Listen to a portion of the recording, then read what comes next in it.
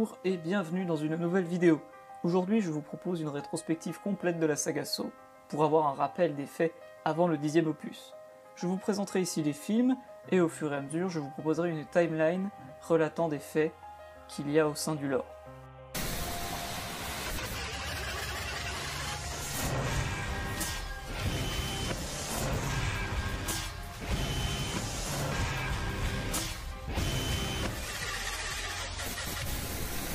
Premier élément n'appartenant pas au canon des films. Il s'agit du court-métrage réalisé par James Wan et Light Whannell pour présenter au producteur le film qu'il voulait réaliser. Et l'impression de ce film leur a permis de créer Saw, premier du nom. On y retrouve la très célèbre scène du piège à ours inversé. À la place d'Amanda, nous avons Adam, joué par Light Whannell. La narration reste la quasi même que la scène du long-métrage. Adam, qui est au poste de police, et il raconte ce qui lui est arrivé. Il s'est réveillé dans une pièce avec un mécanisme, le mécanisme iconique de la saga. Une vidéo se lance avec notre cher Billy, lui expliquant les règles du jeu, puis ce dernier se lance, il trouve la clé dans le bide de son compagnon de cellule, et survit pour rencontrer en personne la marionnette vêtue d'un magnifique chapeau.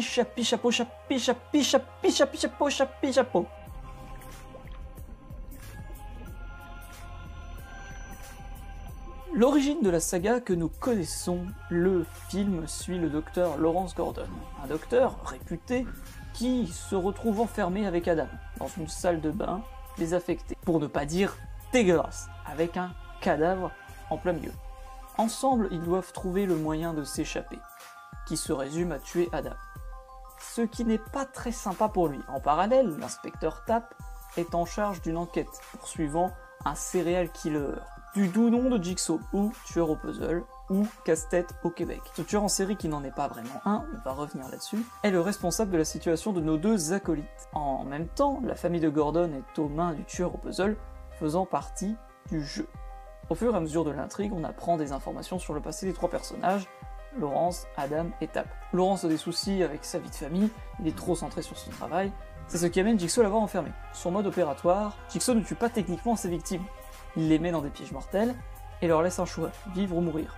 Il se prend pour une sorte de héros salitaire, avec, dans un certain sens, en preuve Amanda, qui, on le sait grâce à un flashback de Gordon, a survécu à l'un de ses pièges. L'intérêt justement salitaire qu'a Jigsaw est plus quelque chose qui ressort de la philosophie, mais ce n'est pas de ça dont on va parler aujourd'hui. Tapp a perdu son collègue en suivant Jigsaw, et est devenu obsédé sur l'idée de l'arrêter. Il a soupçonné Lawrence d'être Jigsaw car l'un de ses stylos s'est retrouvé sur une des pièces du crime. Il a par la suite engagé Adam pour enquêter sur lui. Le supposé tueur est Zep, un des infirmiers travaillant pour Gordon. Cependant, ce dernier ne l'est pas. Il est en réalité un joueur dans la partie au même titre que Lawrence et Adam. Le tueur est un patient de Gordon, le cadavre, qui était au centre de la pièce. Pour ce qui est de la timeline, tout commence avec l'arrivée d'un tueur en série. Il y a plusieurs victimes, dont à notre connaissance une survivante. L'inspecteur Tapp est en charge de l'enquête, perd son coéquipier et devient obsédé par le tueur au puzzle. Il se souvient de la piste la plus proche étant celle de Gordon, et charge Adam de l'espionner.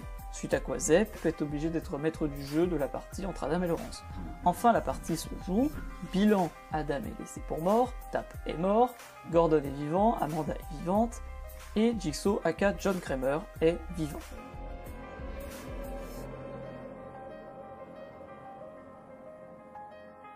Le deuxième volet de la saga suit l'histoire d'Eric Matthews, ce dernier est en conflit avec son fils et est chargé de l'enquête de Jigsaw, remplaçant donc Tapp. Il travaille avec Carrie, visible dans le premier film. Jigsaw est localisé par la police, et sa planque se voit être entièrement prise d'assaut. Avec l'agent Riggs, personnage important pour la suite des films, tout ce beau monde se retrouve à l'entrepôt où John Kramer a un pied dans la tombe, comme sous-entendu dans le 1, John a un cancer, a tenté de se suicider et a appris à aimer la vie, de là par les jeux, et sa philosophie, sa vocation. En parallèle, le fils d'Eric et une bande de criminels qu'a fait enfermer le détective Matthews, pour des crimes qu'ils n'ont pas commis, et s'ajoutant à la bande, Amanda, de retour, sont pris au piège dans une maison. Au final, Amanda et Daniel se retrouvent au sous-sol de cette maison, où se situe la salle de bain du premier film. Eric part avec John, en fuyant le reste du corps policier pour qu'il puisse retrouver son fils. Une fois dans la salle de bain, Il n'y a personne, le jeu c'est fini il y a longtemps. John a dit à Eric vouloir jouer, le jeu était de la parlotte. S'il parlait, il retrouverait son fils. C'est alors que, devant Carrie, un coffre s'ouvre et s'y trouve Daniel en vie. Quant à Eric, il est piégé par la complice de John, Amanda. Dans la timeline se complète le passé de John, son cancer, sa tentative de suicide, ainsi que les événements du film. Sont en vie à la fin John, Amanda, Eric, Daniel, Riggs et Carrie, parmi les personnages importants.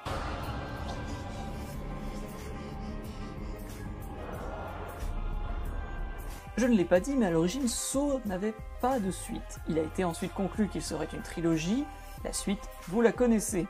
C'est donc dans l'esprit d'un final que Saw 3 apporte la fin de John Kramer, en tant qu'homme, car il perdurera par la suite de la saga en tant qu'idée.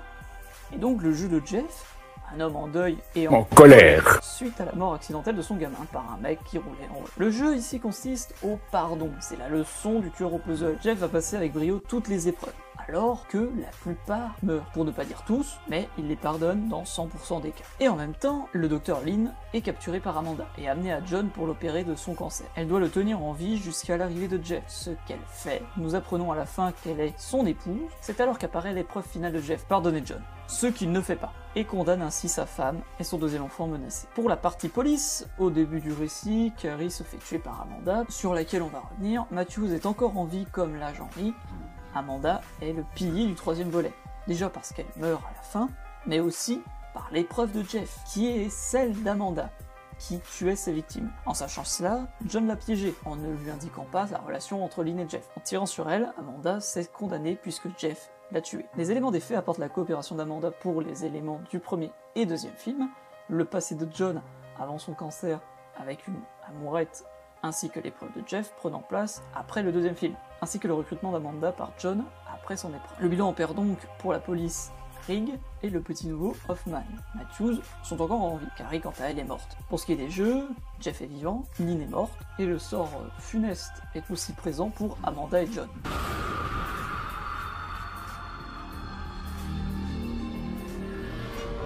La notion d'héritier étant présente, qui est ce nouveau tueur? C'est ce que Riggs avec Hoffman vont devoir découvrir, aidés désormais par le FBI en les personnes de Strahm et Perez, pour trouver qui est ce nouveau tueur. Car oui, le film s'ouvre sur l'autopsie de John, avec une cassette audio indiquant que le jeu commence à peine. Et ce jeu, c'est celui de Riggs, qui est obsédé par le fait de sauver tout le monde, élément qu'on lui reproche car il se précipite, il est impulsif. Son épreuve consiste à suivre différentes étapes, où il devra laisser les personnes dans les pièges mortels survivre par leurs propres moyens. Pourquoi ? Pour au final retrouver Matthews et Hoffman piégés par Blank, un ancien associé de John, avant qu'il ne devienne le tueur au puzzle, qui lui aussi est victime. Au fur et à mesure, nous apprenons les éléments du passé de John grâce à Jill, l'amourette de Saw 3, sur laquelle on va revenir, dont un en particulier. Puis au final, Riggs arrive trop tard, ayant réussi les autres épreuves, sauf la première. Fait la même erreur que Jeff dans Saw 3, il rate l'épreuve finale. En rentrant trop tôt, il condamne les trois, sauf Hoffman, le nouveau tueur au puzzle que, je ne l'ai pas dit, mais Strahm a interrogé Jill sur Kramer, d'où les informations qu'on a eues en plus sur lui. Elle lui a parlé d'un entrepôt où il faisait ses petites expériences, lieu où se situe Rick, et surtout, Jeff. Strahm se trouve face à Jeff, il le menace, il lui fait pan, et Hoffman l'enferme avec 4 cadavres. Le flashback le plus important comporte le jeu originel, celui de Cécile, pour le contexte expliquant l'une des autres raisons qui a poussé John à être Jigsaw avec un accident.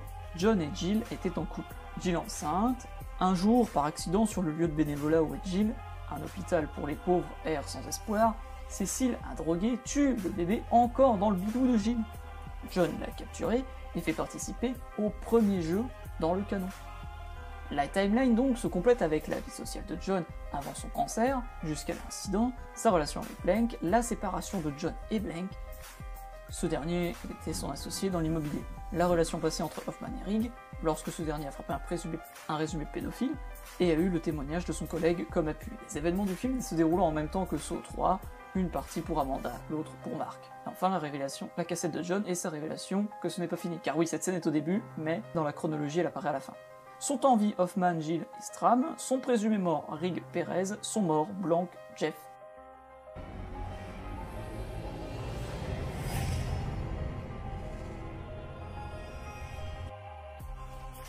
Le cinquième volet de la saga. Hoffman, comme tueur au puzzle, seul aux commandes, piège Strahm pour se débarrasser de ce dernier. On apprend dans le film qu'il a imité le tueur au puzzle pour se venger de l'ex-copain de sa sœur, ex qui l'a tué.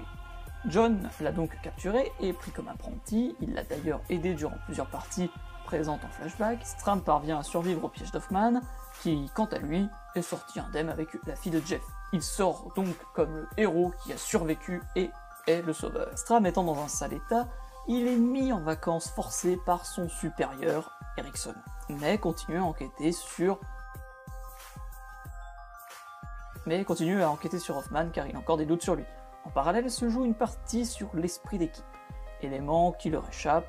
Cependant, 2 candidats parviennent à survivre. Jill Tuck reçoit l'héritage de John Kramer, une boîte mystérieuse, élément qui sera dévoilé dans le 6e volet de la saga. Strahm ayant terminé sa traque, se retrouve à attaquer Hoffman, puis à le pousser et enfermer dans une boîte à verre que nous avons vu dans Saw 4, dans un des flashbacks de John. De cette manière, Strahm s'est piégé et meurt écrasé par les murs de la salle, laissant Hoffman s'en sortir indemne. Pour la timeline donc, nous avons les événements constituant l'origine d'Hoffman, ce qui l'a poussé à donner un coup de main au tueur au puzzle. La mort, l'assassinat de sa sœur et la vengeance de son ex-beau-frère, ainsi que sa participation aux autres jeux avec comme complice Amanda. En termes de bilan, le jeu compte 2 survivants, Britt et Malik. Sont en vie Hoffman, Jill, Erickson, présumé toujours mort Perez et mort Strahm.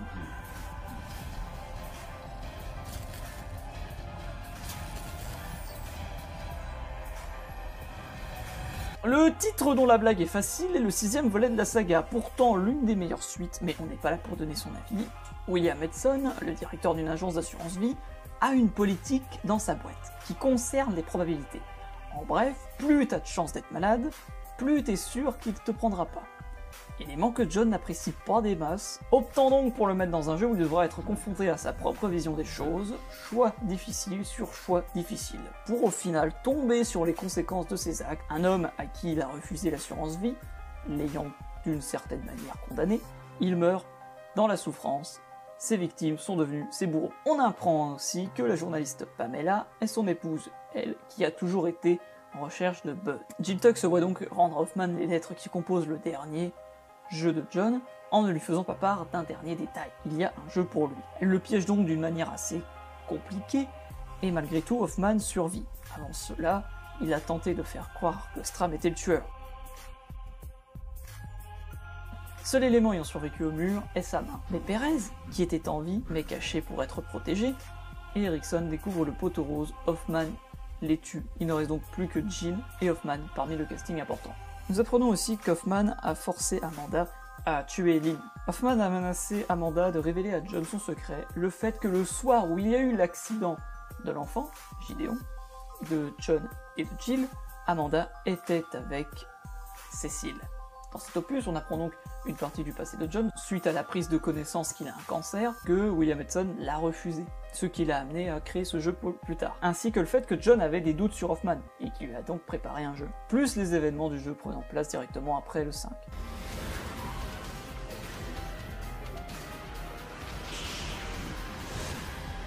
C'est alors qu'entre en jeu le supposé dernier film, cette fois Hoffman traque Jill pour se venger. Elle va au FBI voir un ancien collègue d'Hoffman pour être en sécurité, et en parallèle se joue le jeu de Bobby, un gars qui a fait croire à tout le monde qu'il a survécu au tueur du puzzle, et il en a fait un best-seller.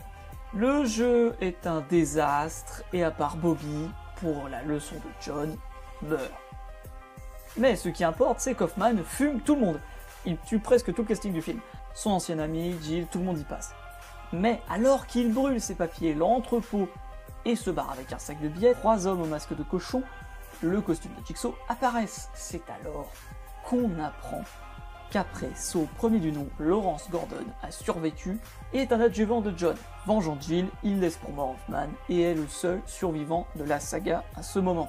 Donc à la timeline s'ajoute la suite des événements de Saw 6, puis le fait que justement Lawrence Gordon a aidé John dans les premiers jeux et se voit un peu comme le nouveau Jigsaw. Vous voyez comment je fais pour ne pas prendre en compte des événements du film suivant? Et sur le passé de John, le fait que pendant ses premiers jeux, il aimait pas trop Bobby parce qu'il a vendu des livres en faisant croire qu'il avait survécu au jeu. Voilà, parce qu'il était pauvre et il savait pas vraiment comment faire pour avoir de la thune. Son pote lui a dit dans un bar: « Ah, si ce mec qui a survécu au tueur au puzzle, il écrivait un bouquin, il serait riche !» Donc voilà, l'histoire de Bobby a commencé.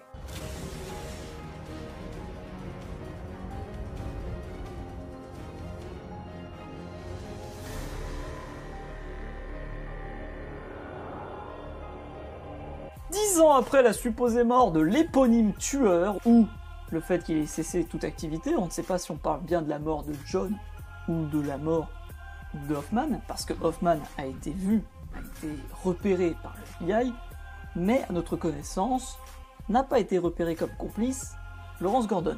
Donc, est-ce qu'il s'agit de 10 ans après la mort de Kramer, ou 10 ans après la mort d'Hoffman? Donc on peut supposer que Gordon n'a pas vraiment fait partie en attendant, et qu'il, d'une certaine manière, protège l'héritage de John sans pour autant se présenter comme le nouveau tueur en série Jigsaw. En tout cas, un nouveau jeu est détecté. Quelqu'un qui semble vouloir ressusciter l'œuvre de Kramer, et il semble que ce soit Kramer lui-même. En soi, le film n'apporte pas grand-chose. L'histoire est celle du premier jeu de John, qu'il a fait avant tous les autres. Il a eu son premier apprenti, Logan, qui travaille en tant que docteur sur le moment, et maintenant Croque-Mort. Il a recréé un jeu similaire, et par la force des choses, ça s'est passé de la même manière. Il tue un flic ripou, qui traque Jigsaw, sauf Noir. Bon ok, ils s'appellent respectivement Aloran et Hunt. Et il a une nana qui est fan de Jigsaw, Eleanor, qui est sa collègue et amie. Mais elle ne sait pas que Logan est Jigsaw. Enfin, eux sont en vie et eux sont morts. Ce qui est important avec ce film, c'est qu'on apprend qu'il y avait un autre complice du nom de Logan, qui a probablement aidé sur la suite des jeux, qui fait sûrement partie des 3 cochons à la fin de Saw, le chapitre final, et que John, après Cécile, parce que Cécile est le premier test, le premier jeu, aurait fait donc une grande première partie dans la ferme des parents de Jill.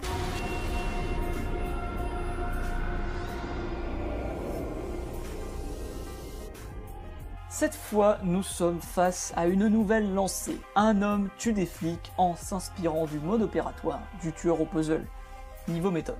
Parce que dans les faits, si on regarde bien, les jeux sont presque impossibles. Déjà que ceux de base sont difficiles, et aussi, il faut l'admettre, avec des contradictions à certains moments, il faut admettre qu'il y a certaines incohérences. Ici, c'est du hard level. Buzz, c'est s'arracher la langue ou être percuté par un train, dans les deux cas c'est mortel. Fitch, c'est s'arracher les doigts ou être électrocuté. On voit bien qu'il y a trop de distance pour gagner et aussi que les doigts ne s'arrachent pas de manière systématique. Penny a littéralement été assassinée. Angie, c'est la même, aucune manière de se libérer. Soit tu meurs étouffé, soit tu meurs étouffé et paralysé. Peter, c'est presque impossible de trouver la clé. Mais surtout, le nouveau Jigsaw pensait que Zek n'allait pas le sauver, donc presque une exécution. Enfin, Marcus, dans tous les cas, il était mort. Le sang soustrait l'a rendu super faible, et le piège type marionnette, c'est la même, il s'activait dans tous les cas. Donc, le tueur est un gars du nom de William, il ne vient pas d'Arcachon. Merde, ce qu'il veut, c'est se venger des flics pourris, parce que son père en a été victime. Lui, Zek, et d'autres membres de la police parviennent à survivre, dont O'Brien est dead. Donc le film apporte surtout la suite des événements, l'aspect héritage, l'aspect l'œuvre de John est d'une certaine manière toujours en vie, même si dans les faits, William n'a pas compris le message de John. Le message de John est apprécier la vie, vivre ou mourir. William, lui, a vu la spirale comme le progrès, donc s'est inspiré de ses méthodes pour faire sa propre justice. Et c'est ça qui est assez intéressant avec ce film, c'est qu'on a justement les deux visions opposées. C'est-à-dire que sur les 8 premiers volets, on avait la vision de John, et là on a les dérives de l'héritage. Le fait que son message n'est pas passé, mais que la méthode est passée. Un peu ce que le spectateur veut voir. Le spectateur ne veut plus voir l'aspect philosophique sur vivre ou mourir, apprécier la vie, tout ce que présente Saw à la base, mais veut juste voir l'exécution. Voici en conclusion les personnages ayant survécu et susceptibles de revenir dans Saw X. nous ne savons pas grand chose, si ce n'est que sa sortie sera le 27 octobre, soit la même que le film FNAF. Donc pour ce qui est de la timeline, vous l'avez ici.